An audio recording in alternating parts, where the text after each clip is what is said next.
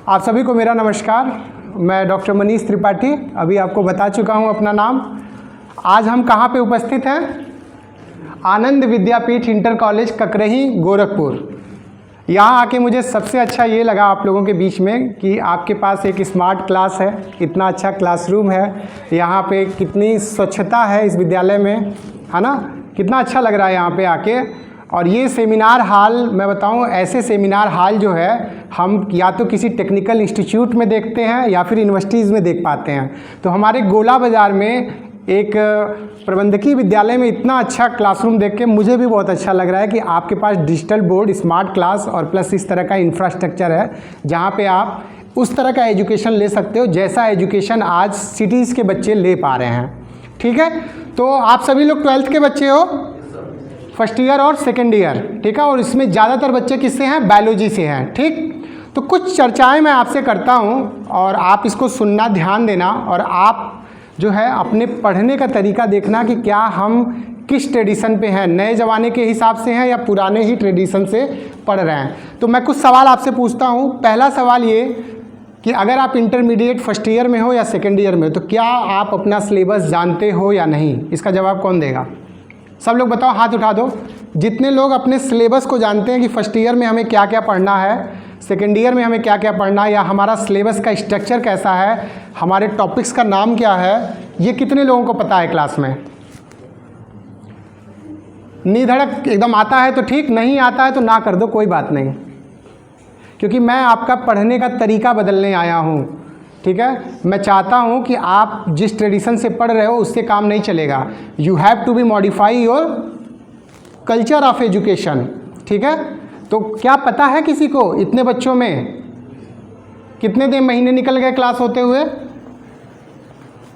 कितने महीने निकल गए? 4-5 महीने निकल गए होंगे क्लास चलते हुए, और अभी तक आपको ये डिसाइड नहीं हो पाया कि मुझे क्या क्या पढ़ना है।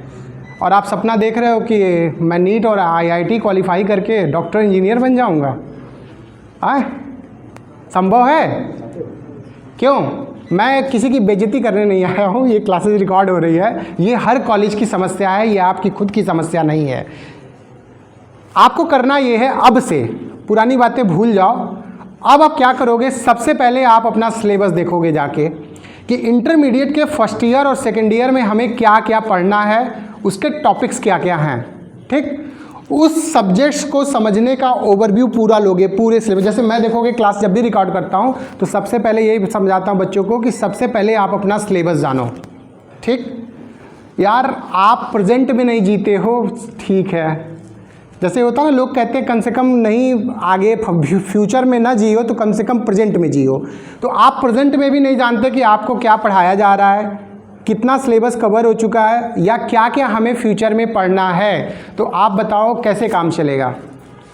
क्योंकि जब बच्चे आ रहे हैं ना टेक्निकल कोर्सेज में, तो वो इंटरमीडिएट का बेस कंप्लीट करके नहीं आ रहे हैं। उन्हें केमिस्ट्री की जो है बेसिक्स नहीं क्लियर है, बायोलॉजी की बेसिक्स नहीं क्लियर है, और हमें उन्हें टेक्निकल कोर्सेज में क्या पढ़ाना है?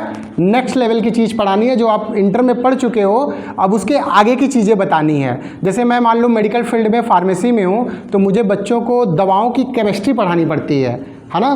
दवाएं शरीर पे कैसे काम करती हैं, आपकी शरीर कैसे काम करती है, बीमारियां कैसे होती हैं, किन बीमारियों में कौन सी दवाएं चलानी है, ये चीज़ें मुझे आपको सिखानी है।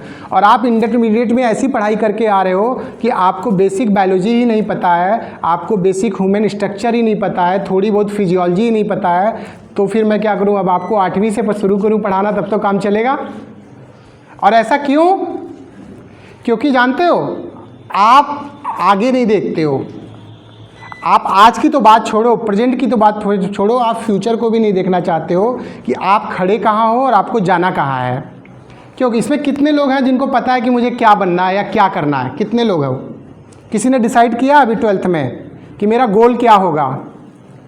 क्यों बताओ भाई, क्या क्या डिसाइड किया आपने अपना गोल?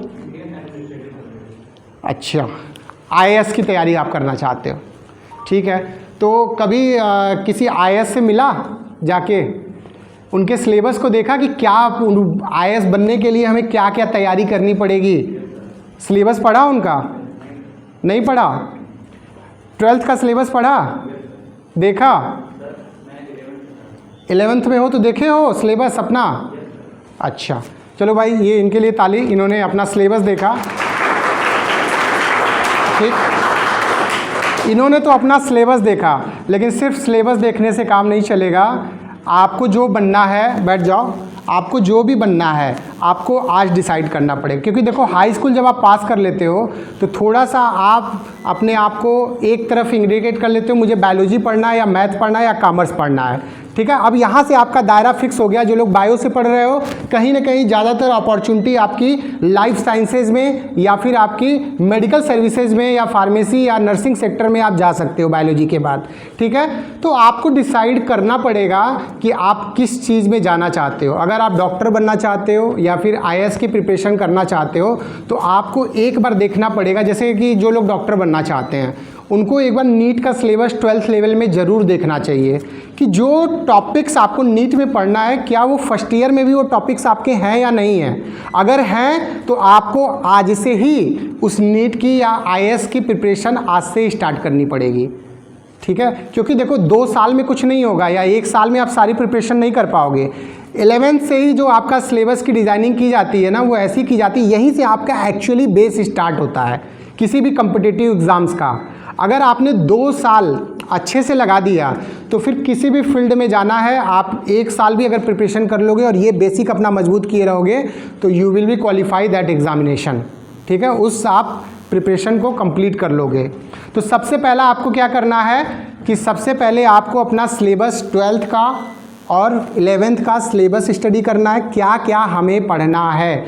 और 1 साल तक जानते हो क्या करना चाहिए? तुमको लगता है, तुम लोग क्या करते हो कि नोट्स बना के उसको रट्टा मारना शुरू कर देते हो। पूरे 1 साल तक आपको जानते हो क्या करना चाहिए? सिर्फ समझने का प्रयास करना चाहिए अपने सब्जेक्ट्स को। कितने लोग हैं जो समझने का प्रयास करते हैं? एक है कि हाँ सर आए, टॉपिक्स पढ़ा दिया आपने, हाँ ठीक है सर पढ़ा दिया, अब ये बुक मिल गई, अब रटो और एग्ज़ाम क्वालिफाई करना है। लेकिन कितने ऐसे बच्चे हो जो समझने की कोशिश करते हो? कितने? क्या होता है समझना? मुझे एक बता दो, समझना क्या होता है? क्या मतलब हुआ किसी चीज़ को समझने का? हाँ प्लीज़। डायग्राम में जो हम कोई भी चीज़ को ना इजी लैंग्वेज में समझ सकते हैं। हाँ बिल्कुल अच्छी बात है। मैं डायग्राम से ही, मतलब कोई भी चीज़ें बायोलॉजी की रहती हैं तो मैं डायग्राम से उसे समझने की कोशिश करती हूँ, ना कि रटा मारती हूँ। बहुत सही। नेक्स्ट कोई और बच्चा? हाँ हाँ, आप कैसे समझते हो चीज़ों को? सर मैं जो भी चीज़ें क्लास में बताई जाती हैं, जो भी पढ़ाई जाती है, उन चीज़ों को पहले क्लास में समझता हूँ। ठीक है, वास्तविक जीवन से रिलेट करना होता है। बहुत अच्छा। और कोई? समझना मतलब क्या होता है? एक मैं बात बताऊं आपको, समझने का मतलब ये होता है, जो मैं हर कॉलेजेस में बच्चों को जाके कह रहा हूं कि जो चीज़ें आप पढ़ते हो क्या आप उसको इमेजिन कर पाते हो, देख पाते हो या नहीं।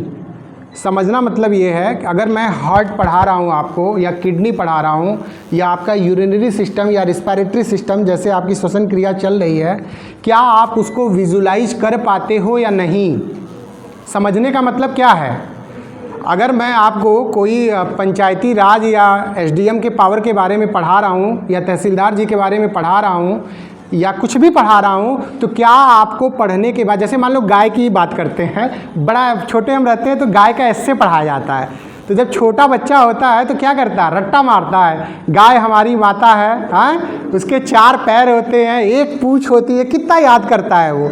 सच बताओ, जब बड़े होते हो तो तुमको लगता है कि गाय का ऐसे याद करने की ज़रूरत थी, या भारत पे अगर इससे लिखना है तो वो याद करने की ज़रूरत थी। अगर सच में तुम गाय को देख लो तो क्या गाय के बारे में तुम्हें लिखना कठिन लगेगा?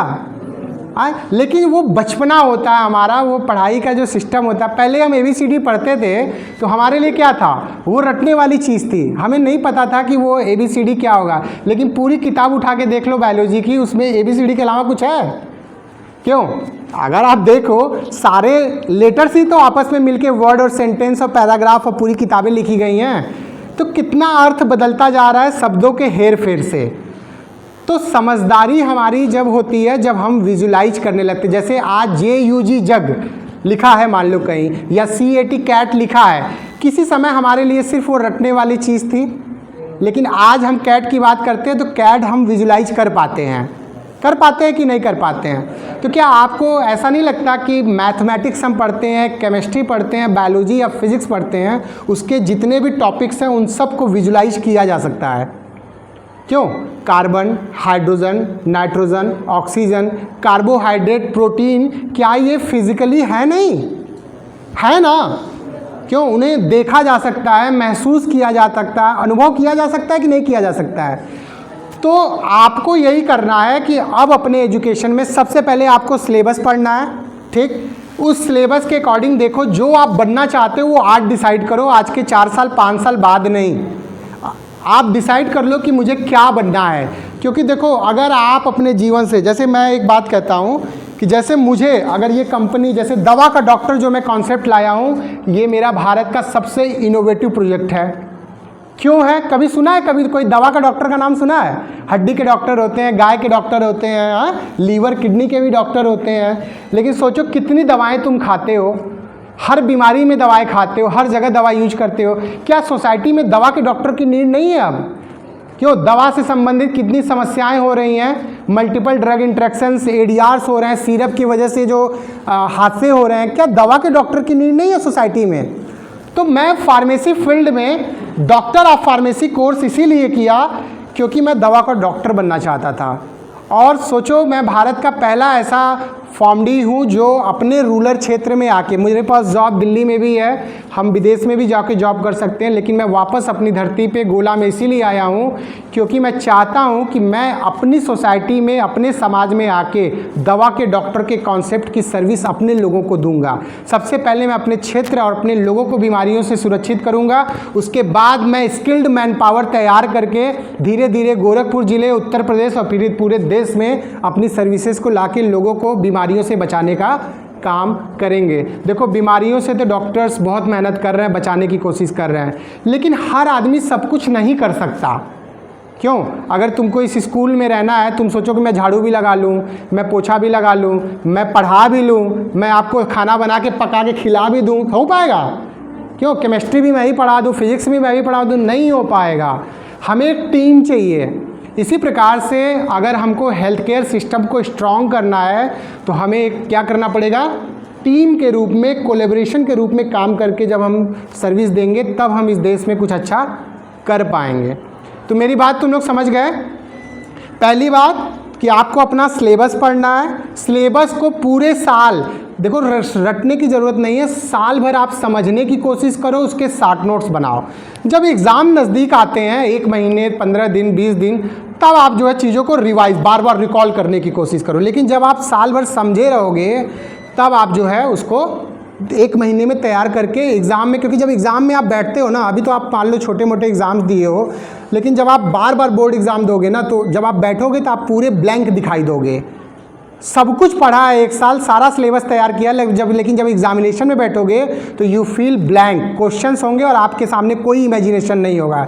लेकिन अगर आज से आप इमेजिन करके पढ़ना शुरू करोगे, विजुलाइज करके पढ़ना शुरू करोगे, ठीक है, एक बार फिगर बना के जो है उसको कॉपी पे देखा जाता है, लेकिन कॉपी पे बना के उसको दिमाग में भी तो वो फिगर बनाना पड़ेगा ना आपको। तो वो दिमाग में कोई चीज़ कैसे आ जाती है? जैसे मान लो कोई पिक्चर देखते हो, तो कोई हीरो अगर एक बार तुम देख लो, उसका नाम देख लो, तो दोबारा कहीं भी उसकी होर्डिंग लग जाए चौराहे पे, तो ऐ सलमान खान का लगा है, कहते हो कि नहीं कहते हो? क्यों? वो याद नहीं करनी पड़ती ना। क्यों? क्योंकि तुमने जब पिक्चर देखा ना तो बड़े ही विजुलाइजेशन से वो पिक्चर देखा है। इसी प्रकार से अगर आप पढ़ाई को विजुलाइज करके देखने लगोगे तो वो चीज़ें कभी नहीं भूलोगी, कभी भी नहीं भूलेगी तुमको। क्यों? मम्मी को कभी भूल जाते हो? कहीं देख लो, कहीं देख लो, थोड़ा बहुत अगर मेकअप भी उल्टा सीधा करके आ जाए, कुछ मोछ दाढ़ी भी लगा के आ जाए, तब भी कहोगे यार ये मेरी मम्मी ही है। इसी प्रकार से आपको क्या करना है? अपना एजुकेशन भी लेना है। ये डिजिटल बोर्ड है, इसमें आप सारी चीज़ों को 3D में एनिमेशंस के रूप में सारे बॉडी के पार्ट्स देख सकते हो। ठीक। दूसरी चीज़, आज मैं आपको एक और एक्स्ट्रा चीज़ें बताता हूँ कि हमारे भारत में परामर्श बड़ा मिलता है। क्यों? जिसको कुछ नहीं आता वो भी परामर्श देगा आपको। किसी से कुछ भी, जो उस फील्ड का है नहीं, उससे भी अगर कुछ पूछोगे 2-4 नुस्खा आपको बता ही देगा। क्यों? क्योंकि यहाँ परामर्श जो है हमारे देश में फ्री ऑफ कास्ट मिल जाती है, जिससे मांगो उससे ज़्यादा दे देगा। लेकिन इतना करना कि कभी भी परामर्श लेने से पहले ये देख लेना कि आप किस फील्ड की किसकी बात किससे पूछ रहे हो, क्या वो बंदा उस फील्ड का एक्सपर्ट है या नहीं। जैसे मान लो उस बच्चे को IAS बनना है, ठीक है, मैं IAS के बारे में कुछ चीज़ें बता सकता हूँ, लेकिन जितना अच्छा एक IAS क्वालिफाइड एस्पायरेंट बता सकते हैं उतना अच्छा मैं भी नहीं बता सकता। क्यों? अगर आपको नीट क्वालिफाई करके MBBS करना है तो जितना अच्छा नीट क्वालिफाई किए हुए किसी KGMC के डॉक्टर या एम्स के डॉक्टर आपको बता सकते हैं, जिन्होंने अपने जीवन में वो काम किया होगा, उतना अच्छा मैं नहीं बता सकता। हाँ, लेकिन मैं आपको दवा के डॉक्टर बनने में मदद कर सकता हूँ, मैं फार्मेसी सेक्टर में आपको सब कुछ सिखा सकता हूँ, मैं आपको एजुकेशन के साथ एंटरप्रेन्योर बना सकता हूँ, मैं आपको स्टार्टअप जनरेट करना बता सकता हूँ, मैं आपको बिज़नेस सिखा सकता हूँ। क्योंकि बिज़नेस किसी भी फील्ड का हो, बिज़नेस तो बिज़नेस होता है। अगर मैंने एक बार किया है तो मैं आपको मेंटरिंग कर सकता हूँ कि व्यापार कैसे किया जा सकता है। तो मैं सिर्फ कोर्स नहीं बेचूंगा यहाँ पे, हम सिर्फ 2 साल में सिर्फ कोर्स नहीं बेच रहे हैं, हम आपको स्किल्ड कर रहे हैं। आप कुछ दिन हमारे साथ जॉब करो, लेकिन जब आप सीख लो तो आप हमारे साथ एक फ्रेंचाइजी पार्टनर्स बन के हमारे साथ बिजनेस करो। क्योंकि आप नौकरी से बहुत कुछ नहीं कमा सकते, एक लिमिट है। आप गवर्नमेंट सर्विस में भी हो तो आपके पास लिमिट है कि आप 70,000 से 80,000 रुपये ही कमा सकते हो, लेकिन मेरे पास कोई लिमिट नहीं है। और मेरे पास जॉब का भी ऑप्शन है, मैं इस कॉलेज से पैसे भी कमा सकता हूँ और मैं एंटरप्रेन्योरशिप करके मैं एक शेयर भी ले सकता हूँ, और जितनी बेचूंगा मेरी सैलरी में प्लस हो सकती है। लेकिन आप किसी गवर्नमेंट सर्विस में जो लोग व्यक्ति हैं वो पूछो क्या एंटरप्रेन्योरशिप या स्टार्टअप अपने जॉब के साथ कर सकते हैं ना, उनको मना है कि आप एक सर्विस कर रहे हो सरकारी तो फिर सरकारी ही करो, दूसरा काम नहीं कर सकते। लेकिन इसमें लॉट ऑफ अपॉर्चुनिटी है कि आप प्राइवेट सेक्टर में जॉब के साथ साथ अपने नए आइडिया को इम्प्लीमेंट करके आप उसमें ग्रोथ कर सकते हो, और आपकी सैलरी की कोई लिमिट नहीं है। आप अपने बिजनेस से 1 लाख कमाओ, 1.5 लाख कमाओ, कोई आपको रोकने वाला नहीं है। ठीक है, तो ये मॉडल है। और आपको क्या करना है, आज से 5 साल आगे जाके सोचो और उस 5 साल को 2 साल में पाने की कोशिश करो। गारंटी है आप नीट क्वालिफाई करना चाहते हो, फर्स्ट अटेम्प्ट में क्वालिफाई कर जाओगे। अगर आप व्यापार करना चाहते हो, आप यहाँ से निकलने के बाद अपनी डिग्री कंप्लीट करने के बाद तत्काल आप अपना बिजनेस सेटअप कर सकते हो, लेकिन आप 5 साल आगे जियोगे तब। समझ रहे हो ना मेरी बात? जैसे मैं 2020 में जब बैचलर कंप्लीट किया था तो बैचलर कंप्लीट करते ही अपनी कंपनी स्टैब्लिश किया और गोला में आके रूरल क्षेत्रों में घर घर दवा पहुंचाने का काम किया। अगर बताओ मुझे एजुकेशन के साथ साथ एक्सपीरियंस नहीं होता दवाओं का, दवाओं की जानकारी नहीं होती, मार्केटिंग करने नहीं आता, पब्लिक डीलिंग करने नहीं आता, लीडरशिप स्किल नहीं होती, तो क्या मैं सेवा दे सकता था कोरोना में?